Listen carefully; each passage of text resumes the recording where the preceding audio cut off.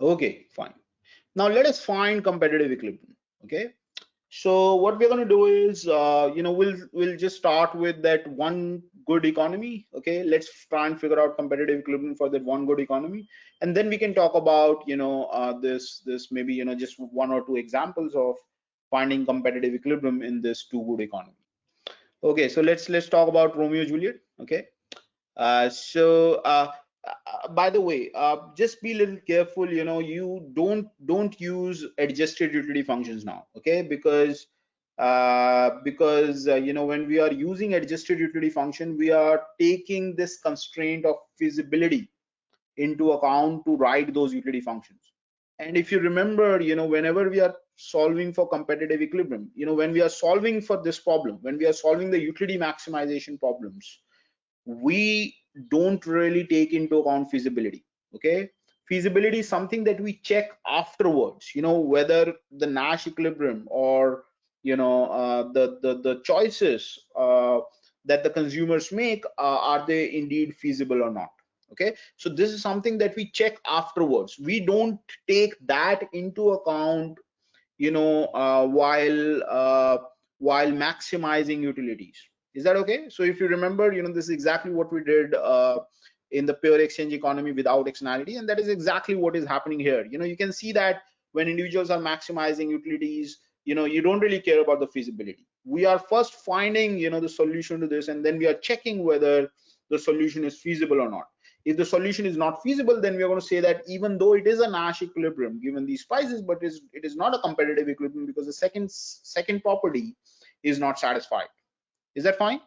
So we are going to find first, we are going to figure out, for different prices, we are going to figure out, the demands, the Nash demands. Okay, and then we are going to check for feasibility. Is that clear? Okay, if you want to find the competitive equilibrium. Is that clear?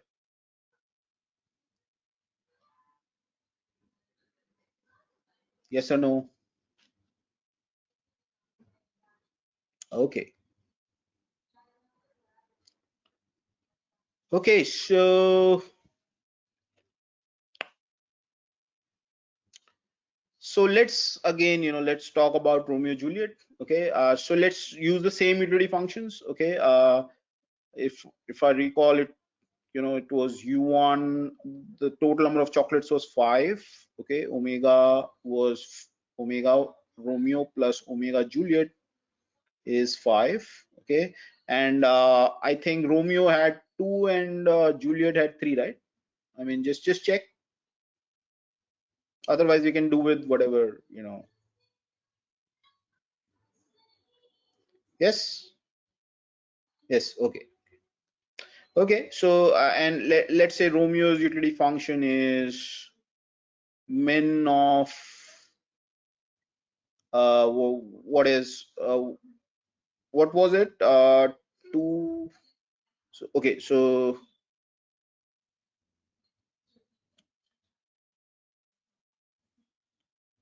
2 CrCj, right? I mean, because he would want Juliet to consume more, I mean, yes, 2 CrCj. Okay, and then Juliet's utility function is min of Cr2Cj,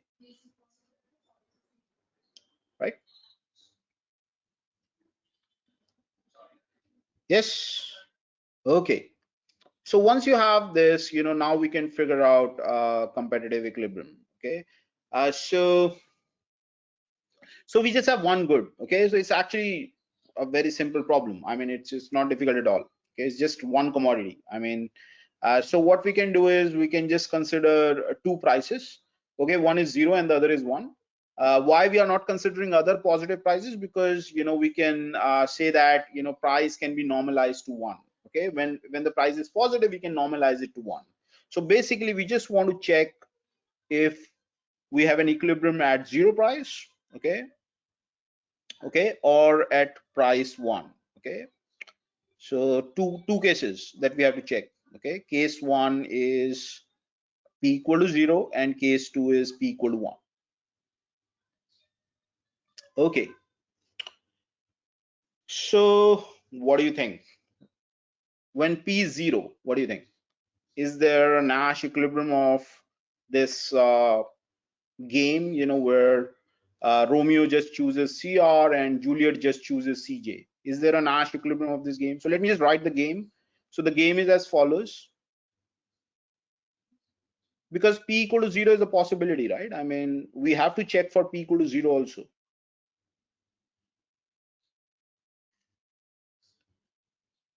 Price can be 0. We have already seen that earlier in when we found competitive equilibrium, when they were like min of XY type preferences. I mean, it's always important to check for all non-negative prices. So 0 is a possibility, so we will check for 0, right? Okay.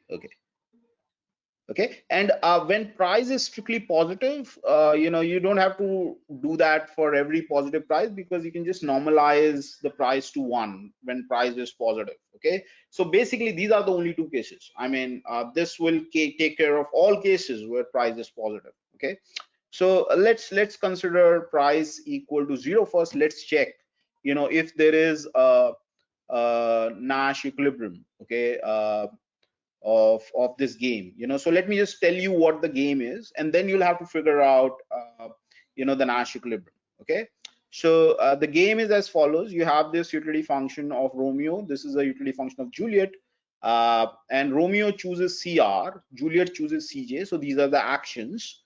Okay, and what is the Romeo's action set? So Romeo can choose what? Romeo can choose an action, or basically CR, from the budget set. So budget set is the action set, right?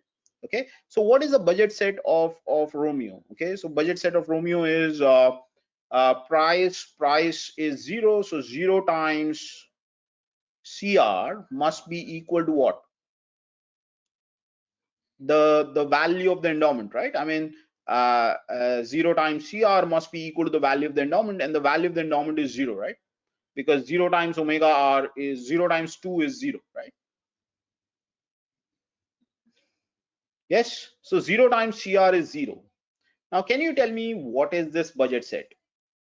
CR such that 0 times CR is 0. Can you tell me what is this? Like, I mean, very good. It's 0 to infinity. Every value, every non-negative quantity CR satisfies this, right? I mean, no matter what CR is, it is this equation holds.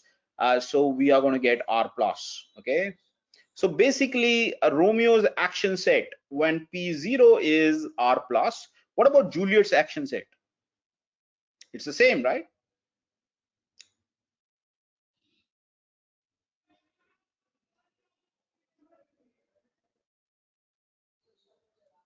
Yes or no?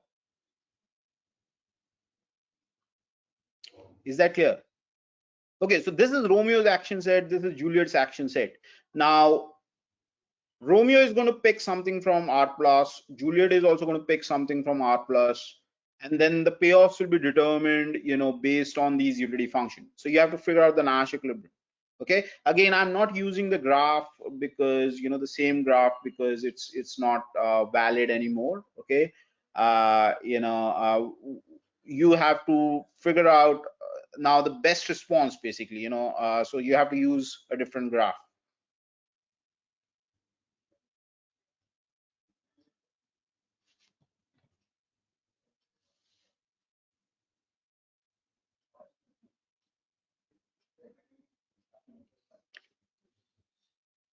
Okay, so let's first write the best response function of Romeo. Okay, best response function of Romeo. Okay, BR R CJ.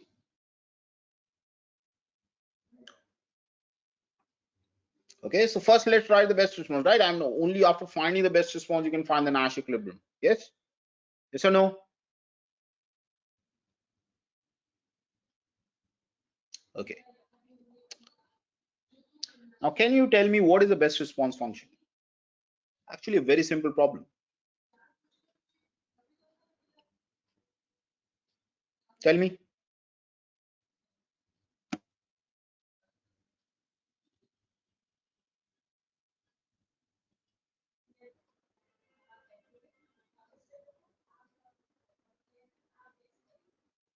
Okay, let me ask you this. Suppose Cj is 0. Can you tell me what is the best response? What are the set of best responses if Cj is 0?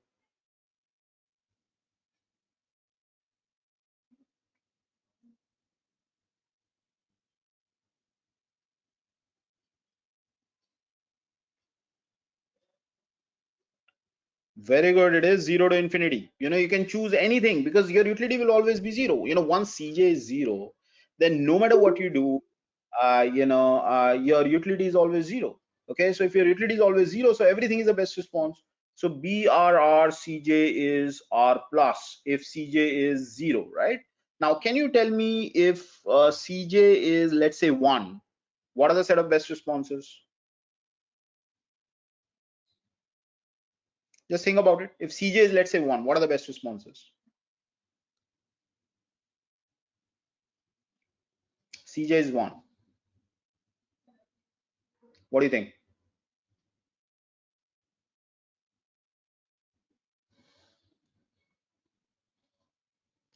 Very good. Very good. Okay. It is half to infinity. Everything from half to infinity because like CR is CR is your utility is increasing in CR till half. And after that it is a constant. Okay. So everything from half to infinity is the best response. So can you just write it in general, how will you write the best response? In terms of CJ, so if CJ is your uh, opponent's choice, then what will be the set of best responses of Romeo?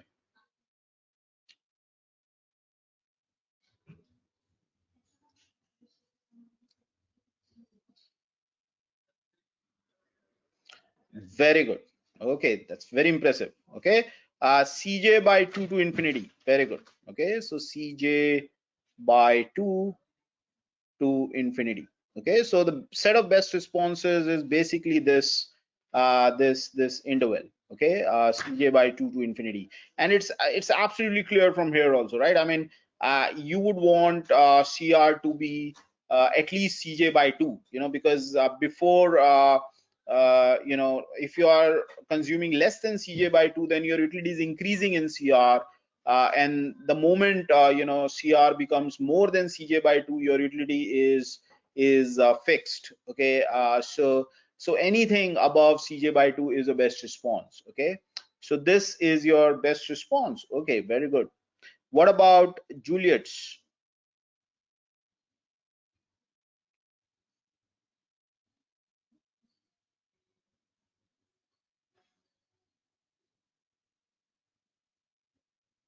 What about the Juliet's best response? It's symmetric, right? So it's just the same thing. I mean, it's just going to be CR by 2. Very good. CR by 2 to infinity.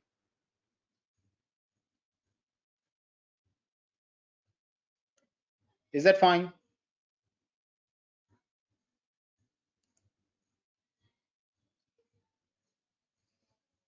Okay, so what do we want now? Tell me, what do we want?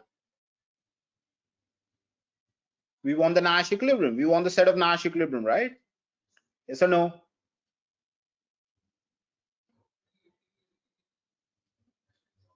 Yes. So what is the set of Nash equilibrium? How do you get that? You plot the graph of best responses. Absolutely, intersection of the graph of best responses will give you the set of Nash equilibrium. So let me just draw that. Okay.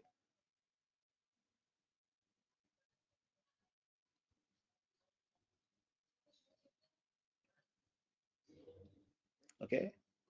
So I mean, you are going to plot it in CR-CJ space, right? I mean, the best responses. Okay, CR can only take non-negative values, CJ can only take non-negative values. So we are just going to look at the first quadrant. Okay, and so if you want to figure out the set of best responses of Romeo, what you can do is uh,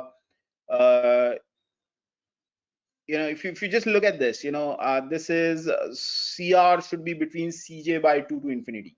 Okay, CR should be between CJ by 2 to infinity. So that means what you can do is you can plot CJ equal to 2CR. That's kind of the line that you would want to draw. Okay, So this is a line which is Cj equal to 2Cr. Okay, and Cr is from Cj by 2 to infinity. Okay, so what that means is uh, uh, so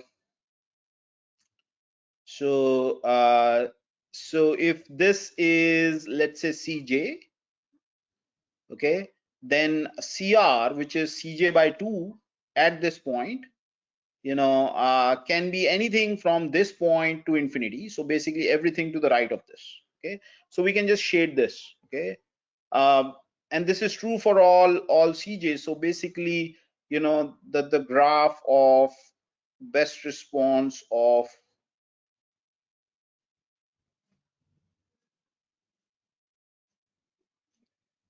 Cr, best response of Romeo will look like this. Is that clear? Yes or no? Okay, very good.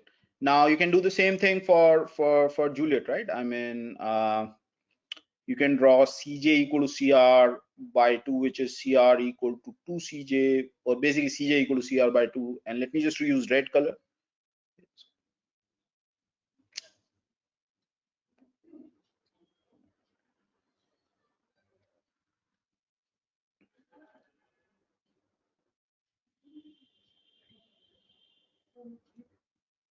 Okay, so this is Cj equal to Cr by 2, and then Cj must be anything between Cr by 2 to infinity. So what that means is you are just going to plot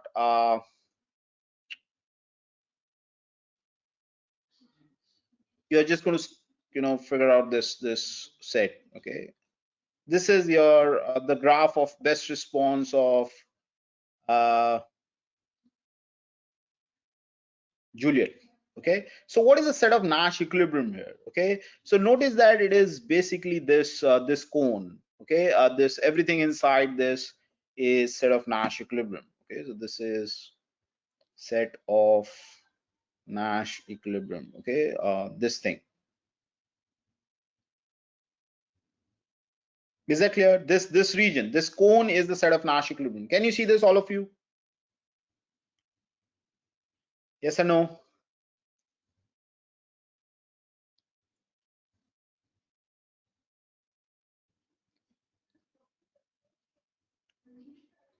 Okay, very good. Now that you have set of all Nash equilibrium, so let me just write that set of all Nash equilibrium demands is CRCJ such that, so how will you write this set? CJ is between Cr by 2 and Cr, right? Okay, so these are the set of all Nash equilibrium. Yes or no?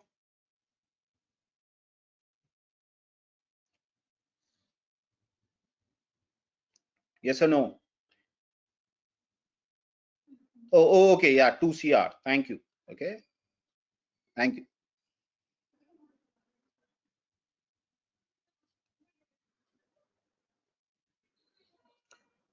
Okay, very good, very good. Okay, so this is this is basically the set of all Nash equilibrium. Now, what do we want? We don't want just Nash equilibrium, right? If you are interested in competitive equilibrium, then we also want that Nash equilibrium must be feasible, right? I mean, that's the second requirement. Remember? Yes or no? Yes or no? Okay, so how will you figure out so what is the second requirement? Tell me, what is the second requirement? What is the feasibility requirement?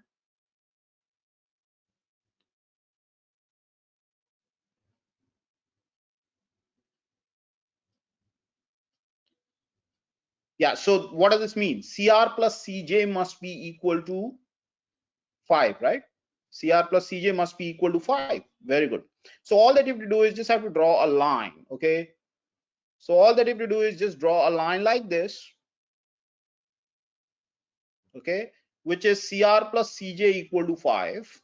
So this is CR plus CJ equal to 5. Okay, so if you're going to draw a line like this, these points are the competitive equilibrium. Okay, because they are the Nash equilibrium, so that's the first requirement. Okay, and they are also feasible.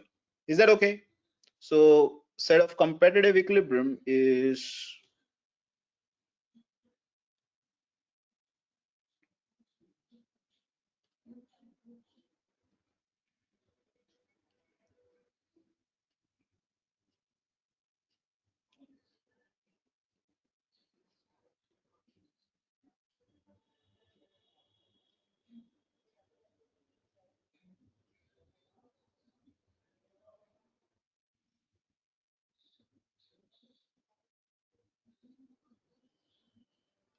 that okay?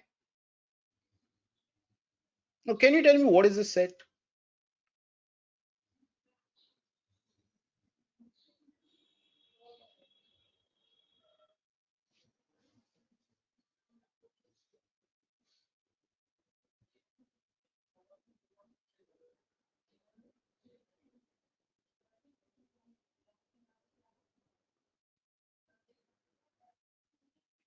What is this?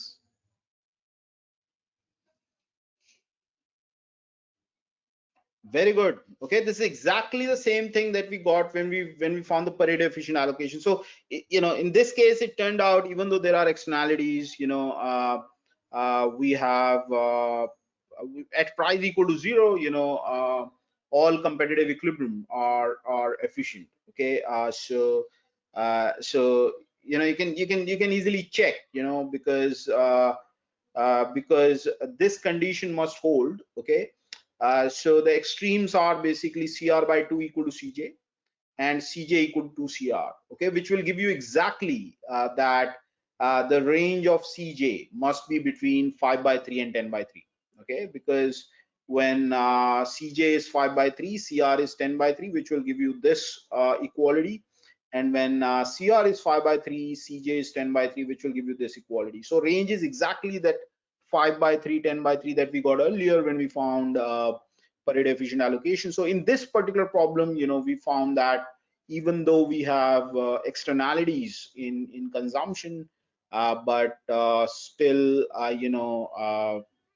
competitive equilibrium is efficient, at least for price equal to 0.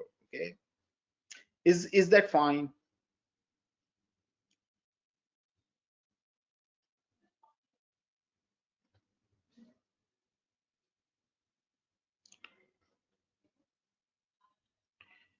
Okay, so we have already found the competitive equilibrium, so at price equal to 0, there are a lot of competitive equilibrium, as you can see. What about at price equal to 1? Okay, at price equal to 1, what is the competitive equilibrium?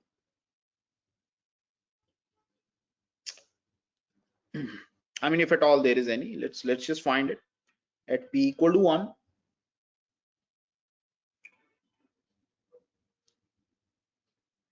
so this is at p equal to 0.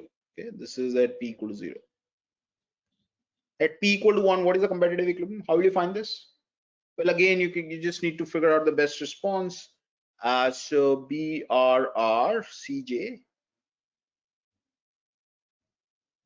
Now you should be a little careful. Okay, now your constraint set is not R plus. Okay, in this case, your constraint set is CR such that CR is less than or equal to. So basically, you can choose CR to be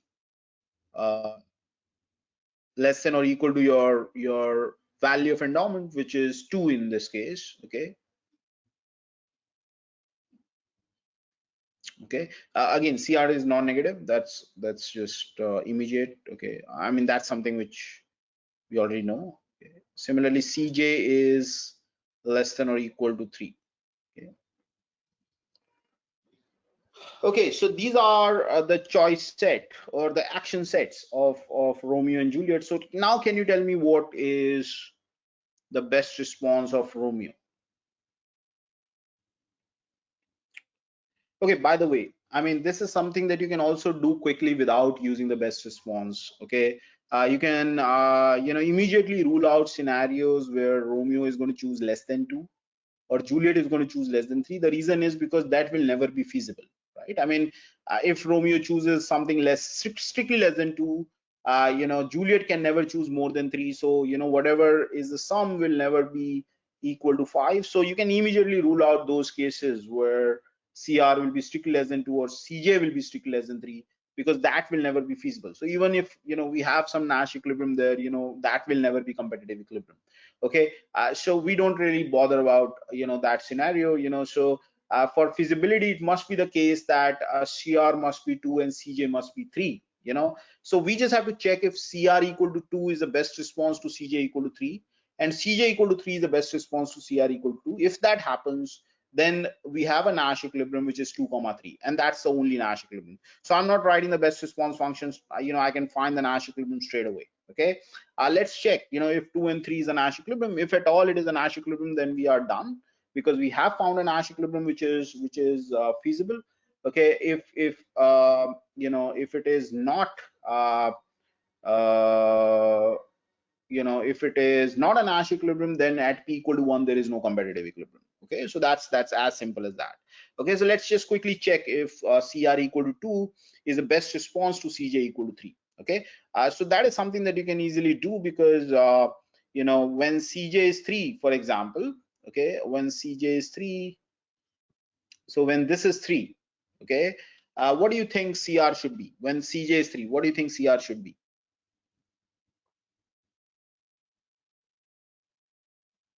CR should be at least 1.5, right? Because it's increasing in the utility is increasing in CR, okay, till CR equal to 1.5, and then after that it's just a constant. Okay, so CR must be at least 1.5. So that means anything greater than or equal to 1.5 is the best response. So that means 2 is also the best response to 3.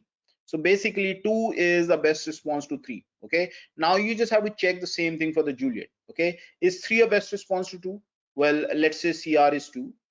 Okay, if CR is 2, CJ must be at least 1, right? So is this at least 1? Yes, it is greater than, or it is exactly 3. So 3 is greater than or equal to 1, so therefore 3 is the best response to 2. So we have at p equal to 1, 2 3 is a Nash equilibrium. And so if 2 3 is a Nash equilibrium, we have a competitive equilibrium here, right? Because uh, it's feasible and it's a Nash equilibrium. Is that clear? Yes or no? Okay. Okay, now can you tell me, is this competitive equilibrium Pareto efficient? Yes, very good. Because again, you can see that 2 is between 5 by 3 and 10 by 3. So this is Pareto efficient, right? Okay, so this is a scenario, that we have just found that all the competitive equilibrium are for Pareto efficient. So we can say that in this particular scenario, first welfare theorem holds. Okay, so let me do some change in, we'll let's just redo this problem. I'll just change the endowment. uh will be this time quick because we have just solved it. So I think if we'll just change the endowment, you know uh, we can just quickly figure that out, whether, so we can quickly find all the competitive equilibrium, for the same problem. Okay, so suppose omega is 5, and let's say this time omega r is 1 and omega j is 4. Okay, so let's say Romeo has 1 chocolate, Juliet has 4 chocolates. Notice that, at p equal to 0, the Nash equilibrium will be the same. Okay, and the competitive equilibrium, the Nash equilibrium will be the same, because at p equal to 0, again, it's the same choice set. It doesn't really, matter what the endowment is. So it's the same choice set, same best responses, same set of Nash equilibrium. So all these Nash equilibrium are going to be efficient. All the Nash equilibrium, which are which satisfy feasibility. So basically all these competitive equilibrium are Pareto efficient, okay, at p equal to 0. But at p equal to 1, with these kind of endowments, if you just redo this problem, you can quickly check that 1 comma 4 is a Nash equilibrium at p equal to 1.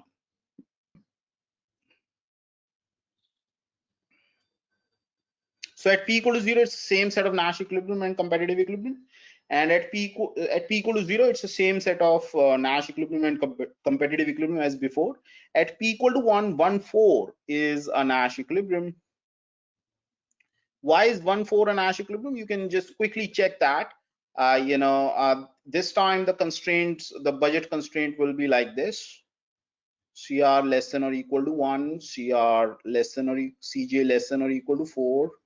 Again, you can rule out the possibility that they're going to be strictly less, because if that happens, then feasibility will not be satisfied. Feasibility condition will not be satisfied. So that, even if it is a Nash equilibrium, it cannot be competitive equilibrium. So we don't have to worry about those cases. We can now consider this case when CR is 1, CJ is 4. We can quickly check if they are playing their best response to each other or not. So if you check for individual, if you check for Romeo, CJ is 4. Okay.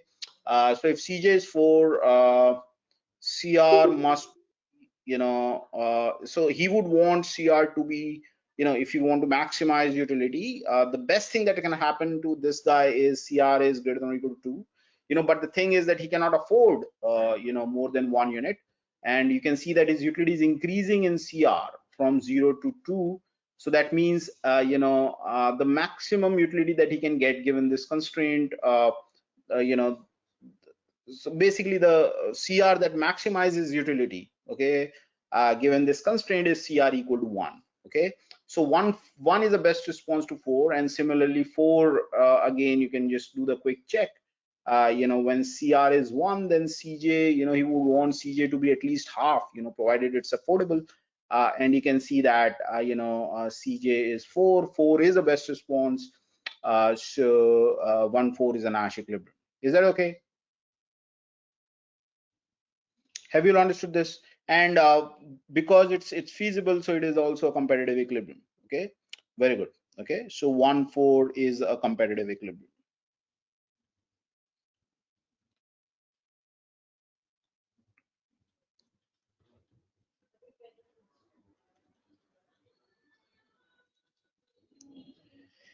Any questions? Okay, and now can you tell me, is this efficient or not? This is not efficient. Okay, now you can see that competitive equilibrium may not be efficient in the presence of externalities. Okay, we can't have even though utilities are increasing, but still there is a possibility that competitive equilibrium may not be efficient. Okay, so markets may not give you efficient outcomes, in the presence of externality. Okay, that's basically what is true about this scenario. Is that fine? Okay.